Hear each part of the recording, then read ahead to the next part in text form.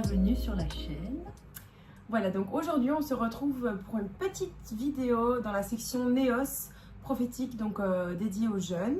On avait déjà fait une série de vidéos il y a quelques mois sur les réseaux sociaux, l'harcèlement et tout ce qui suit. Ensuite, Jenny nous avait posté, donc Jenny Parfumée nous avait posté des vidéos concernant encore d'autres sujets adressés aux jeunes. Voilà, pour tout le monde, mais particulièrement aux jeunes. Et aujourd'hui, on se retrouve pour le mois de juillet. On va se retrouver toutes les semaines sur divers sujets que le Seigneur nous a mis à cœur de partager avec vous. Voilà, donc aujourd'hui, on se retrouve, donc moi-même et ma chère compatriote Laurie. Et on va vous parler du sujet des fréquentations, des amitiés, si les amitiés sont bonnes ou pas. On va s'appuyer sur un verset en particulier qu'on vous partagera plus tard. Et puis on espère que cette vidéo va vous parler, qu'elle va vous toucher et que vous pourrez recevoir le message que le Seigneur a à vous partager sur votre cœur.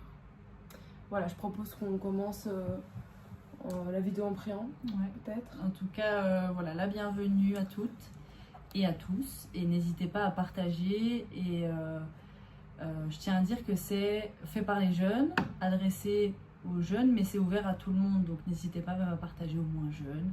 Ça peut parler à tout le monde, vraiment, c'est un message conduit par l'esprit, donc il n'y a pas de limite d'âge. Sentez-vous libre à ce niveau-là. Donc voilà, merci Seigneur pour ce temps. Merci pour ce temps que tu as préparé encore, Seigneur, pour adresser un message particulier, Seigneur. Merci Père de mettre par ton Saint-Esprit dans notre bouche les mots qui vont toucher des cœurs, Seigneur, que vraiment ça puisse être ciblé, ça puisse toucher les personnes qui sont concernées ou les personnes qui ont des fréquentations ou peut-être des relations qui ne sont pas toujours évidentes à avoir, Seigneur.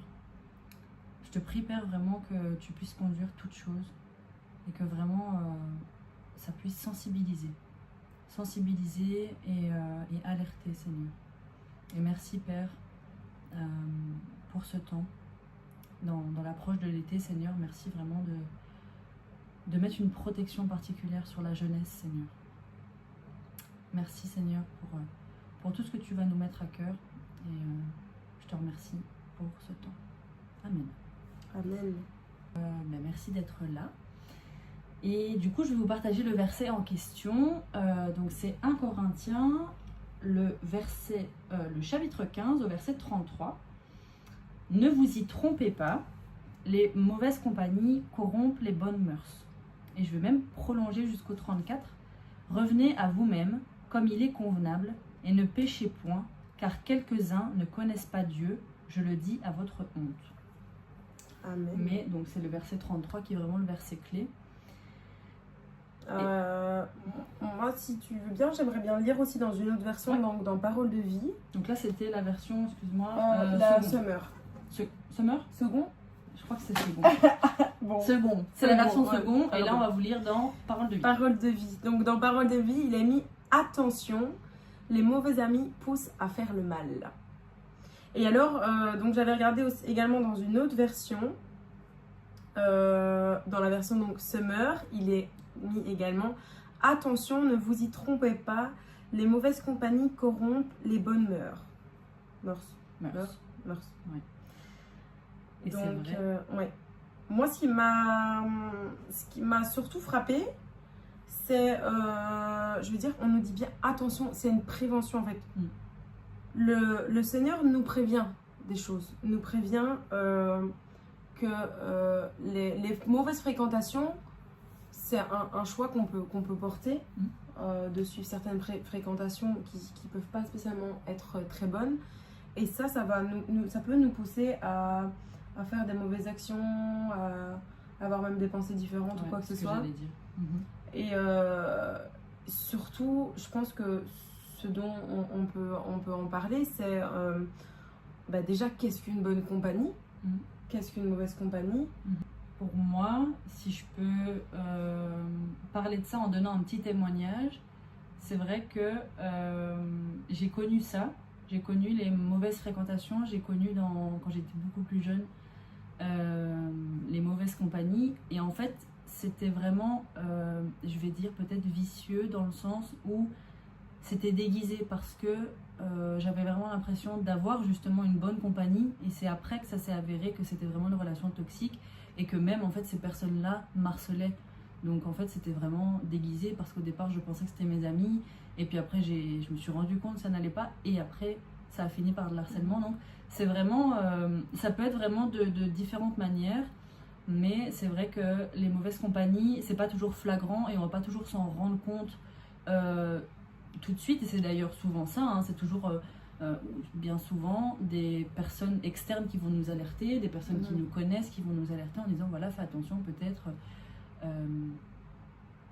Fais peut-être attention parce qu'il y a des personnes qui peuvent être influençables. Moi je sais qu'à cette époque-là j'étais fort influençable, donc je ne voyais pas. J'étais jeune, donc je me disais que voilà, c'était des personnes bien, qu'elles avaient leur certain caractère, mais c'était pas non plus quelque chose de toxique. Un terme qu'on peut dire maintenant aujourd'hui, les relations toxiques. Et donc voilà, c'était un petit témoignage vraiment parce que ça, je l'ai connu, donc je pense que je peux en parler. Tu as une expérience par rapport à ça? Alors moi, j'ai une même expérience par rapport à toi, enfin plusieurs mêmes expériences parce que je pense qu'on a tous été à un moment donné entourés de personnes qui étaient pas spécialement les meilleures influences qui peuvent être pour nous. Il faut savoir que moi, à un moment donné, j'étais cette mauvaise personne je vais dire, à pousser peut-être les gens, à donner envie peut-être aux gens à faire pas spécialement les meilleures actions ou bien ou quoi que ce soit. J'ai été cette personne. Voilà. Malheureusement, après, voilà, je suis venue en Christ. Et c'est vrai que là, j'ai pu voir aussi plutôt l'inverse en fait. J'ai l'impression qu'en faisant l'inverse, peut-être que ça m'arrivait aussi avant, mais que je m'en rendais plus compte vraiment quand j'ai commencé à me rapprocher du Seigneur, quand j'ai commencé à lire sa parole, ce que le Seigneur disait, voilà, ce qui est bon, ce qui est pas bon, voilà. Et c'est là, je pense que j'ai plus commencé à m'en rendre compte. Alors, je dis pas que tout de suite j'ai fait les bons choix directement, parce qu'en fait, c'est vrai que ça va très vite, hein. Ça va très très vite. L'ennemi, il est malin aussi, hein. Parce que finalement, allez, je vais dire un exemple. Quelqu'un peut te demander, ah, on va là. Moi, je vais dire, écoute, je t'avoue que j'ai pas trop envie. C'est pas une ambiance ou une atmosphère, un endroit dans lequel j'ai envie d'aller. Et ton ami va te dire, allez, viens, tu verras, ça va être chouette, patati patata. Et en fait, c'est là qu'à un moment donné, tu te dis, bon, allez, c'est bon, je vais y aller pour lui faire plaisir. Ou tiens, si c'est telle personne, je m'entends bien avec, si elle dit que c'est chouette, ben, c'est que c'est chouette et on va y aller. Et finalement, c'est comme ça qu'on rentre vite, qu'on va vite dans des lieux où c'est pas spécialement meilleur à être, à faire des actions.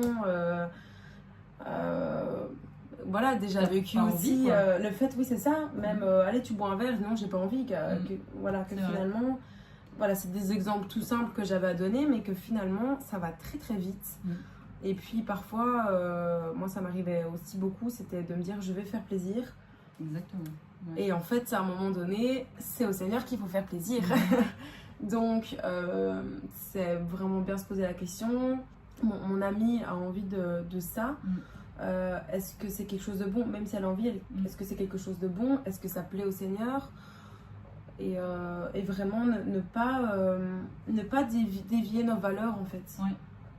Et ce que tu dis là, en fait, ça me fait penser à... Donc en fait, tu définis un peu finalement ce que c'est une mauvaise relation. Mais du coup, qu'est-ce que c'est une bonne relation? Et comment savoir si, à un moment donné, il y a peut-être des alertes, des red flags, comme on dit, de, ok, là, il y a peut-être un truc qui moi, je fais, mais je le fais pas de mon cœur. Je le fais parce que, soit il faut faire plaisir à la personne, parce que peut-être c'est quelque chose qui se fait, on va dire, dans la génération. Vous savez, quand on est jeune et qu'on ne fait pas des choses comme les jeunes de notre âge, on est un peu mis à l'écart, on se dit, ok, on ne suit pas le courant, je vais dire, que tout le monde suit. Donc, voilà. Je pense qu'une bonne relation, c'est une relation déjà où tu peux être toi-même, où tu ne dois pas commencer à faire pour qu'on t'apprécie. Parce que ça, c'était quelque chose que j'avais, du coup, comme je vous disais tout à l'heure, avec les personnes que je pensais être mes amis, c'est que je devais faire des choses, je devais même jusqu'à des fois donner de l'argent pour qu'on m'apprécie ou quoi, parce que ma personne, en tant que telle, ne leur plaisait pas forcément.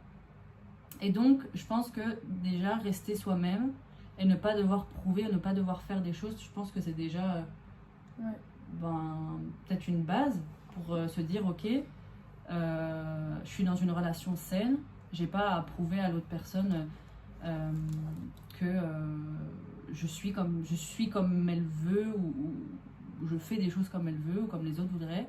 Et là, on parle des amitiés, mais je pense que ça va aussi dans plusieurs relations. Ça va dans les relations peut-être aussi familiales, ça peut toucher. Les relations frères-sœurs, les relations où on est proches, cousins ou des choses comme ça. Ça peut fort influencer aussi. Ou même, bon, c'est autre chose, mais dans les couples, ça peut aussi arriver. Mais voilà, on va parler plus des relations amicales, amitiés, fraternelles, on va dire. Et donc là, il y a ça qui me vient. Moi, c'est vraiment rester soi-même déjà. Ouais. Je pense que c'est déjà oui, parce que je veux dire, pas avoir quelqu'un qui va te vouloir par intérêt en fait. Ouais. Vraiment quelqu'un qui va vouloir être pour ce que t'es. Oui, voilà. Pour ce que t'es, pour ta valeur. La personne est. Donc voilà. Sinon, qu'est-ce que j'allais dire? J'ai pensé à quelque chose quand tu parlais et après ça m'a... Si tu veux, j'embraye. Ouais, vas-y, on embraye. Donc il y a rester soi-même. Il y a le fait de... En fait, je pense que ça résume beaucoup de choses, rester soi-même, parce qu'une fois que tu commences à faire des concessions, comme disait Chloé, en fait... par exemple, nous ici on est en Belgique, je vais donner un exemple tout bête, mais ici on est en Belgique, et c'est vrai que l'alcool c'est fort démocratisé par exemple. Les gens boivent tôt, etc. au niveau de l'âge. Et en fait, moi personnellement, par choix, je bois occasionnellement, mais je préfère boire des bonnes boissons sans alcool, etc.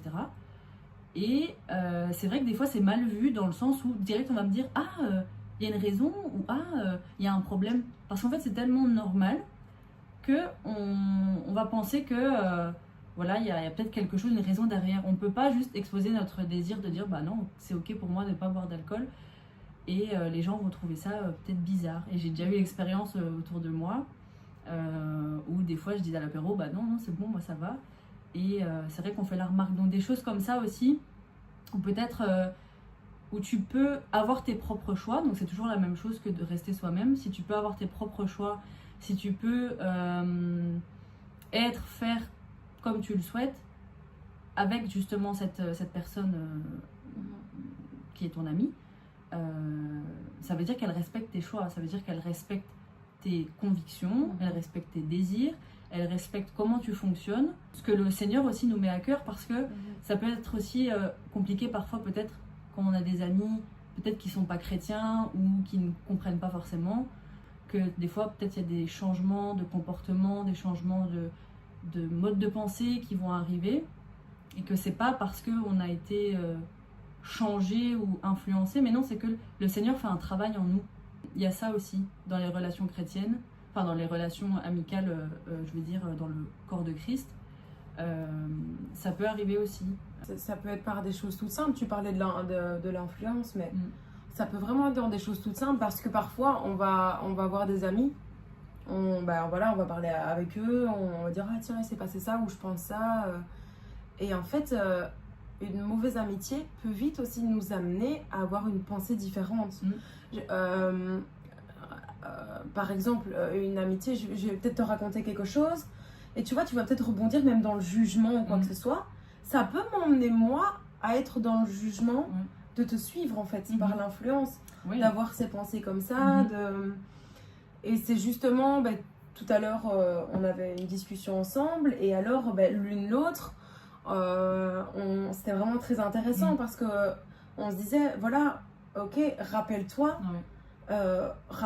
le Seigneur dit que, dans la parole, il dit que, alors, tu vois, de remettre vraiment la situation à l'envers, et vraiment d'avoir des amis qui peuvent te rappeler en te disant, attention, vraiment fais taire la chair, regarde plutôt en donnant aussi des conseils, en se soutenant et De dire la vérité, mais avec bienveillance, avec voilà, c'est amour. ça. Parce qu'une amitié, c'est pas toujours C'est ça. caresser, on va dire, l'expression dans le Dans sens le du sens du poil poil. et prendre la personne tout le temps. Non, c'est des fois peut-être recadrer ou toujours avec amour, dire voilà, écoute là, voilà. Je pense que c'est une relation où tu peux être toi-même, donc que tu peux dire les choses telles qu'elles sont, tout en n'étant pas dans l'agressivité ou dans le jugement, mais en voulant justement, en fait, par amour pour la personne, par amour parce que c'est une personne que tu aimes bien, c'est ton ami, donc tu peux te permettre quelque part de donner des conseils. Je pense que c'est plus une preuve d'amour en fait, de dire à la personne que voilà, il y a peut-être quelque chose que tu as remarqué ou quoi, et t'en discutes, plutôt que de laisser le truc de côté et puis peut-être que la chose en question qui ne va pas s'empire. Ouais, c'est ça. Et donc il y avait ça qui me venait vraiment, c'était vraiment de pouvoir parler en toute transparence en fait avec ton ami ou la personne que tu es proche, de dire les choses telles qu'elles sont et de pas avoir peur de devoir, parce que je pense que aussi s'il y a une certaine forme de peur qui s'instaure ou une certaine forme de retenue, c'est que quelque part du coup t'es pas à l'aise, donc on revient toujours à la même chose, que t'es pas toi-même, parce que si t'es dans une bonne relation, je pense que tu peux être à l'aise avec la personne. Ouais, c'est ça.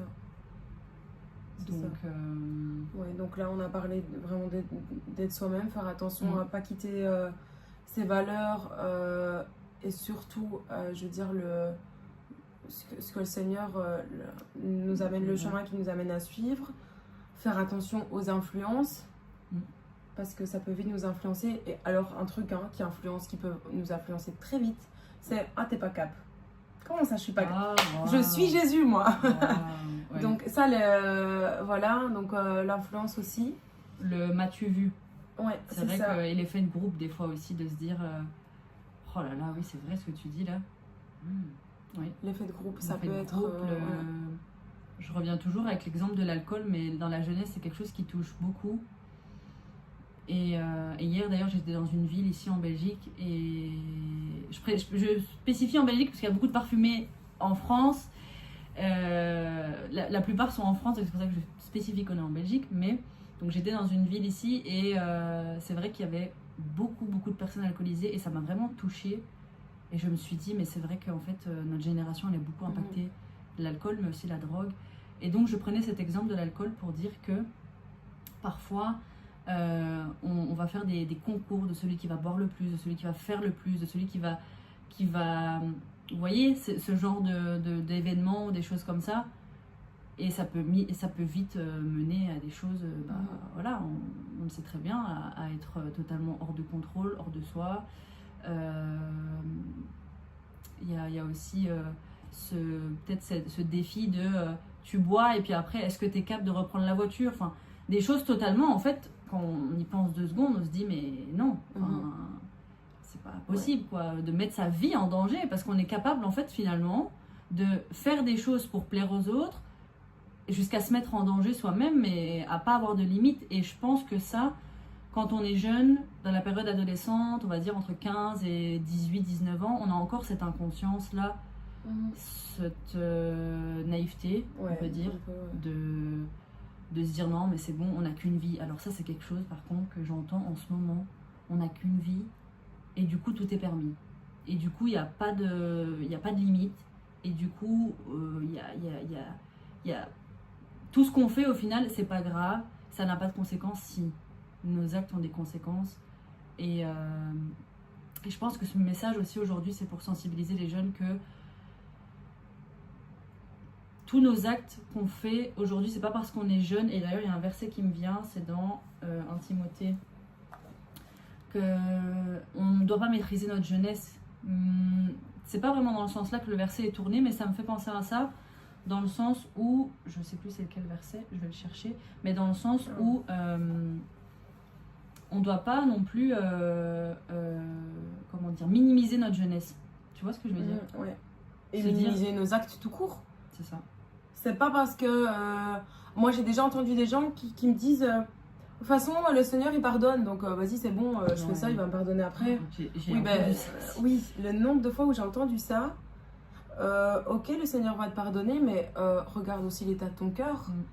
Parce que si après tu demandes pardon, mais finalement, en te disant, quand tu as fait ça, tu avais vraiment envie, en te disant, mais vas-y, c'est bon, faut vraiment avoir aussi le cœur disposé et pas.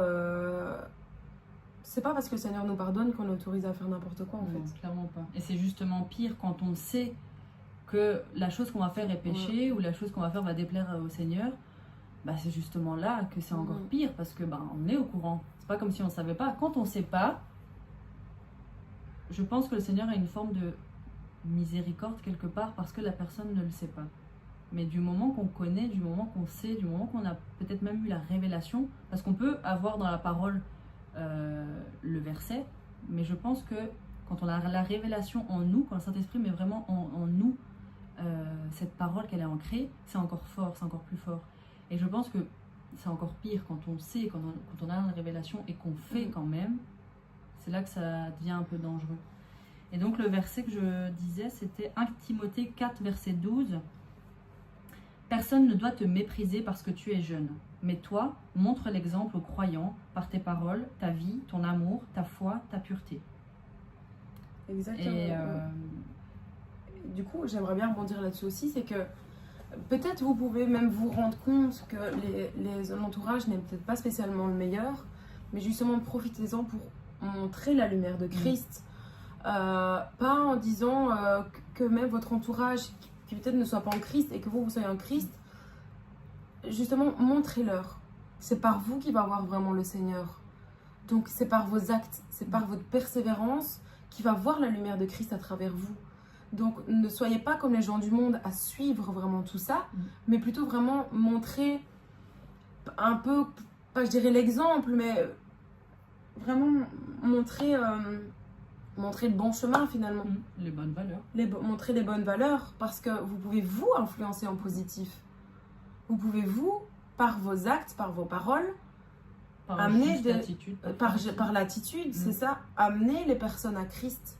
Donc même si vous avez un entourage qui n'est pas spécialement bon, vous pouvez vous amener ces personnes à devenir meilleures. Mais attention à ces amis qui peuvent vous influencer, quoi. Il faut vraiment faire attention à ça. Et j'allais dire quelque chose. Oh, ça y est. Oublié. Mais oui, c'est ça. J'ai un autre verset qui me vient en tête.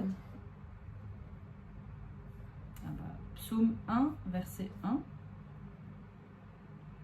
Je le cherche.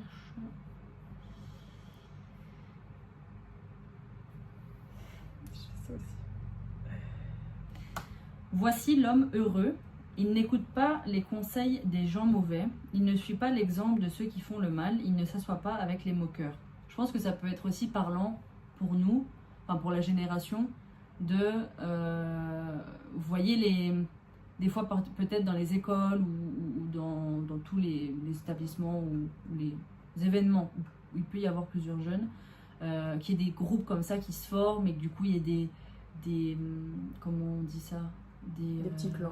Des clans, mais je veux dire des choses qui se disent sur les uns sur les autres, des formes de jugement en fait. Des commérages. Oui, voilà, c'est ça le mot que je cherchais. Des petits commérages. Donc c'est vrai que le verset là me parle à ce niveau-là parce que souvent quand on est en groupe et que tout le monde parle d'un sujet mais qu'on va arriver dans le jugement et tout, des fois c'est dur de se dire ok, enfin c'est dur. Il faut arriver à cette retenue, et même je pense que c'est plus une retenue, c'est vraiment dans son cœur de se dire ok, les personnes là jugent, mais nous arriver à se dire ok, ne pas être dans le jugement. Qu'est-ce que cette personne a vécu? Parce que des fois on juge une personne sans connaître. Qu'est-ce que cette personne a vécu? Qu'est-ce qu'elle a pensé? Quel entourage elle a eu? Tout ça. Et des fois on va juger tellement vite une personne. Et moi-même ça m'est arrivé en fait, c'est pour ça que je le témoigne maintenant. C'est que moi-même ça m'est arrivé de juger trop vite des personnes. En bien ou en mal, hein. Donc que j'ai jugé bien et puis qu'après c'était mal et vice versa. Et vraiment j'ai demandé au Seigneur de vraiment me donner en fait un regard neutre maintenant sur les personnes que je rencontre et de ne pas avoir d'avis, parce que dans mon cœur vraiment c'est quelque chose, sinon qui va influencer. On n'est personne pour juger. Déjà, et on va soi-même en fait se faire une propre image de la personne alors qu'on la connaît pas. On sait pas ce qu'elle a vécu, on sait pas, on sait rien d'elle. Donc je pense que faire attention à ça aussi parce que ça peut aller très vite et pareil ça peut être déguisé, le jugement, etc. Ça peut être des fois sournois et on s'en rend pas toujours compte. Donc peut-être demander au Seigneur le discernement à ce niveau-là. Et c'est exactement ce que j'allais te dire. Ouais. Franchement, parce que parfois, par expérience, j'ai eu ça également, c'est que parfois on pense être entouré des bons amis parce qu'on peut même être aveuglé, mais finalement, demander au Seigneur. Parce qu'on ne voit pas toujours les choses et demander au Seigneur de vous montrer, demander aux personnes de vous attirer cet entourage dont vous avez besoin. Au contraire, vous éloigner des personnes. Demander au Seigneur d'éloigner les personnes qui ne souhaitent pas qu'ils soient dans votre entourage. Et franchement, demandez-lui quoi. Parce que parfois, nous-mêmes, on ne voit pas. Lui voit des choses qu'on ne voit pas. Lui, c'est des choses qu'on ne sait pas. Et lui, c'est ce qu'il y a de mieux. Et parfois, on s'acharne à se dire non mais vas-y c'est bon, non vas-y c'est bon, t'inquiète. Mais en fait, cette personne, on s'accroche et on cherche nous-mêmes parfois des excuses. Mais franchement, demander au Seigneur de vous guider et d'être entouré des bonnes personnes. Faire attention aussi, ça me fait penser ce que tu dis là, c'est que parfois même on est dans une relation, une amitié où nous-mêmes on va défendre la personne alors que c'est cette même personne qui profite de nous par exemple, ou qui veut avoir le grappin sur nous quelque part. Et vraiment je pense que c'est vraiment important de demander le discernement à ce niveau-là pour vraiment que le Seigneur nous éclaire, parce que du moment qu'on fait le choix de vouloir avoir un bon entourage parce que notre entourage nous influence, et ça peut aller de la façon de parler, ça peut aller comme disait tantôt tout à l'heure Chloé, la façon de se comporter, c'est vraiment, ça commence tellement petit à petit, mais ça peut aller très très vite et sans s'en rendre compte, et après des personnes extérieures nous disent mais tu parlais pas comme ça, ou il y a quelque chose qui... Je pense que quand ça touche dans le cœur de quelqu'un, c'est que ça peut être alarmant. Voilà. Faire attention à ça, j'ai perdu le fil. Mais donc moi je pense, en résumé, pour reprendre les versets, donc attention, les mauvais amis poussent à faire le mal. Les mauvaises compagnies corrompent les bonnes mœurs. Prenez conscience un instant de réfléchir en se disant est-ce que en étant avec ces personnes, est-ce que mes valeurs, est-ce que je vais être alignée à mes valeurs, est-ce que je vais être alignée avec le Seigneur, voilà, surtout. C'est ça, alignée avec le Seigneur. Est-ce qu'elle me rapproche davantage du Seigneur, ou est-ce qu'au contraire, elle m'éloigne davantage du Seigneur? Voilà, quel est un peu le comportement que j'ai avec ces personnes? Quel comportement devrais-je avoir? Est-ce qu'elle veut mon bien? Voilà, est-ce qu'elle veut mon bien? Voilà, surtout prier aussi. Même prier pour vos amis, prier pour votre entourage, prier pour le discernement. Et vraiment, c'est vraiment, je pense, il faut vraiment prendre le temps de se poser, de prier par rapport à ça. Et vraiment de se dire, est-ce que finalement, parce que parfois c'est dur, mais est-ce que finalement, c'est une bonne amie? Une bonne, oui. Est-ce que c'est une bon personne que le qui va Seigneur veut t'approcher? Est-ce que le Seigneur veut que cette personne soit dans ma vie? Ou en tout cas maintenant, peut-être pas dans cette période-là, peut-être que pour l'instant c'est un temps où on doit être, séparé de cette personne, et qu'on doit faire un bout de chemin chacun de notre côté. Mais vraiment partir de l'idée que, Seigneur, est-ce que... Je pense qu'à partir du moment où on vient devant le Seigneur et qu'on lui demande, c'est qu'il y a quelque chose qui nous chagrine. C'est qu'il y a quelque chose qui... Ok, si on vient demander au Seigneur, c'est que quelque part, il y a quelque chose qui... Bon, Seigneur, je sais pas, donne-moi le discernement, montre-moi si je dois justement aider cette personne, ou si justement, peut-être pour l'instant, elle doit rester éloignée de moi pour pouvoir mieux se reconstruire. Ou, voilà. Je pense que vraiment, ici, on parle de nos expériences, on parle de nos témoignages, mais ça ne peut que aiguiller. Et le seul qui pourra vraiment vous donner des réponses à ce niveau-là, c'est le Seigneur. Et par le Saint-Esprit, vraiment de pouvoir discerner ça, en fait. Parce que chacun a son expérience, on ne peut pas prendre une situation pour la répéter sur une autre situation. Enfin, vous voyez, on ne peut pas comparer, chaque situation est différente. Donc, vraiment se poser devant le Seigneur et être franc aussi.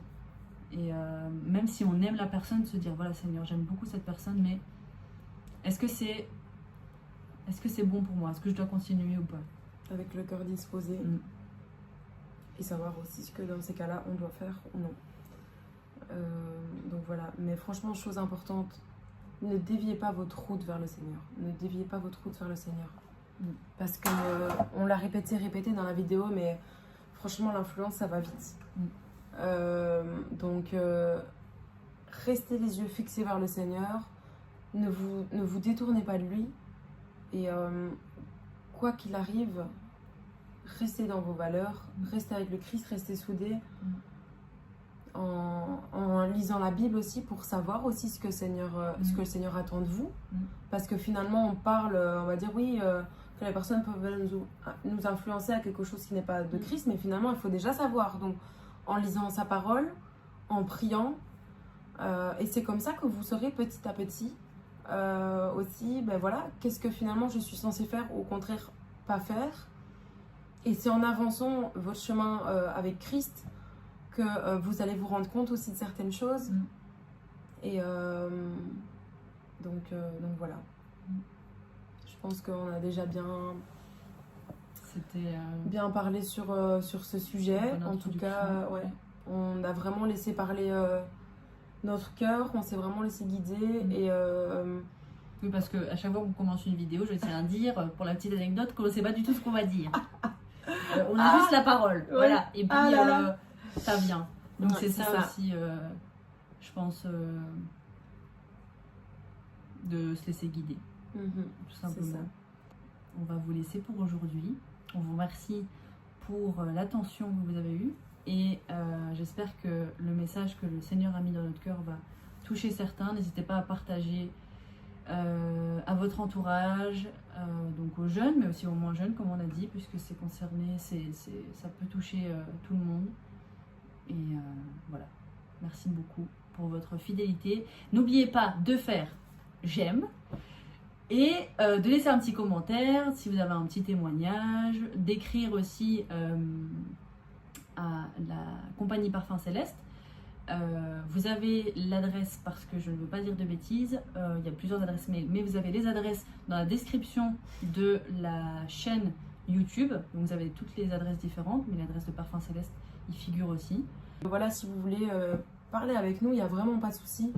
On est vraiment très disposé à ça. Si vous avez besoin de prières, n'hésitez pas. Et alors également, si vous voulez, si vous avez besoin peut-être qu'on parle sur un certain sujet, n'hésitez pas aussi à mettre dans les commentaires si vous voulez qu'on en parle.